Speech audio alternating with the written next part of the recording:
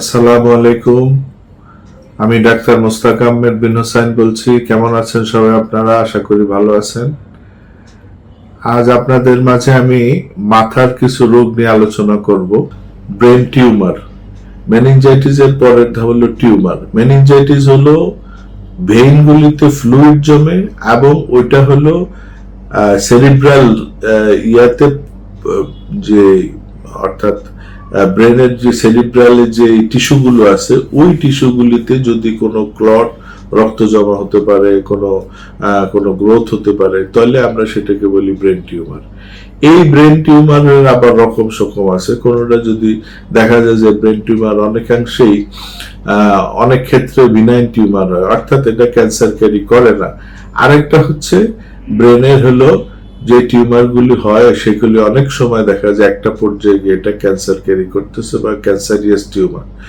যদি ক্যান্সারিয়াস টিউমার হয় তাহলে সেটাকে আবার অন্য নামে আমরা বলি, যেমন এটা গ্লায়োমা অথবা গ্লায়োবাস্টোমা অথবা নিউরোব্লাস্টোমা। সেটা বিভিন্ন স্টেজ থাকে। এই নিউরোব্লাস্টোমা হলে দেখা যায় যে অধিকাংশ ক্ষেত্রে সেই পেশেন্টগুলোকে আর রিকভারি করা সম্ভব না বা চিকিৎসা দিয়ে ভালো করা সম্ভব না। ইভেন অলসো সেগুলো সার্জারি করলেও হাই রিস্ক থাকে। ম্যাক্সিমাম কেসে দেখা যায় যে অপারেশনের থিয়েটারের টেবিলে এই রোগী আর ফেরত আসে না। যখন তাকে অজ্ঞান করা হয়, অ্যানেস্থেসিয়া দেওয়া হয়, সেটার থেকে সে রিকভারি করে না বা এক সময় সেই টিউমারটা ভিতরে বাস্ট হয়ে সে মারা যায়। তো এই ডিজিজগুলি খুবই হাই রিস্ক ডিজিজ।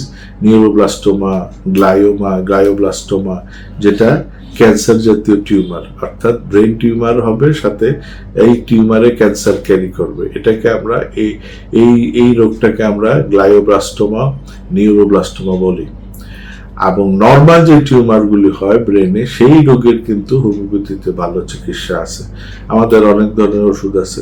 সেই ওষুধগুলি ভালো ডাক্তারের কাছে গেলে সঠিক পরীক্ষা নিরীক্ষার মাধ্যমে রোগীর সিমটম নিয়ে আমরা যদি দেখি যে এটা বিনাইন টিউমার, নর্মাল টিউমার, সেটা কিন্তু একটা সার্টেন টাইম চিকিৎসা নিলে ভালো হয়ে যায়। এবং এই টিউমারের লক্ষণগুলো কি কি, যদি ব্রেন টিউমার যাদের হয় তারা কিভাবে আমরা বুঝবো, তার উপসর্গগুলো কি কি আসবে। কমনলি সেটা হলো তার মাথা ব্যথা থাকবে, তারপরে মাথা ঘুরাবে, তারপরে বমির ভাব আসবে, দুর্বলতা লাগবে, মাথা জিম হয়ে থাকবে, ব্রেন মনে কোনো কাজ করে না, ব্রেন হালকা হয়ে যাচ্ছে। তারপরে দেখা যাবে কখনো কখনো সে ফেইন্ট হয়ে যাবে, সে অজ্ঞান হয়ে যাবে। তারপরে দেখা যায় তার ঘুম কমে যাবে, অথবা তারপরে তার খুব টেম্পারেচার শরীরে বেশি থাকতে পারে। এবং মাথার সাথে দেখা যায় তার ইএনটি পুরাটাই, যেমন কান, চোয়াল, গাল, এগুলি সব ব্যথা করে। এই ধরনের যদি এই সিমটমগুলি আমরা দেখি এবং নর্মাল ওষুধে এবং এটা যদি দেখি প্রায় হচ্ছে, তাহলে আমরা দ্রুত ভালো ব্রেনের ডাক্তার অথবা নিউরো স্পেশালিস্ট অথবা আমরা কোনো ভালো হোমিও বিশেষজ্ঞের কাছে যাব এবং সেটা পরীক্ষা নিরীক্ষার মাধ্যমে আমরা ডায়াগনোসিস করব কি হয়েছে।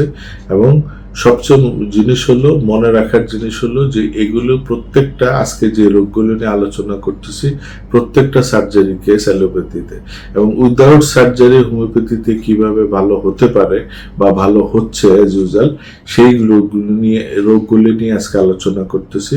এবং এগুলি আপনাদের অবশ্যই উপকারে আসবে। ভালো করে আপনারা মনোযোগ দিয়ে শুনবেন। এবং এই ধরনের রোগগুলি আজকাল অ্যাজ ইউজুয়াল হচ্ছে। ব্রেন টিউমার অনেকেরই হচ্ছে। এটা বিভিন্ন কারণ হচ্ছে, বিভিন্ন ফাইন্ডিংস, যেমন আমরা দেখি মেন্টাল স্ট্রেস অতিরিক্ত, তারপর অতিরিক্ত স্ট্রেসের কারণে দেখা যায় যে তার সবসময় প্রেশার থাকে, এবং প্রেশারটা এক সময় যে ব্রেনে যখন চাপ দেয় তখন তার দেখা যায় আস্তে আস্তে এইভাবেই তার টিউমার ফর্ম করে। অথবা তার মেন্টাল ডিজাস্টার, কোনো মানসিক দুশ্চিন্তা, ডিপ্রেশন, এইসব কারণে এই রোগগুলি ইদানিং বেশি হচ্ছে। তো এইগুলি হলেই যে আমরা ভয় পাবো বা দৌড় দিয়ে সার্জারিতে যাওয়ার আগে ভালো করে বুঝে শুনে তারপর আমরা সিদ্ধান্ত নিব কি করা উচিত।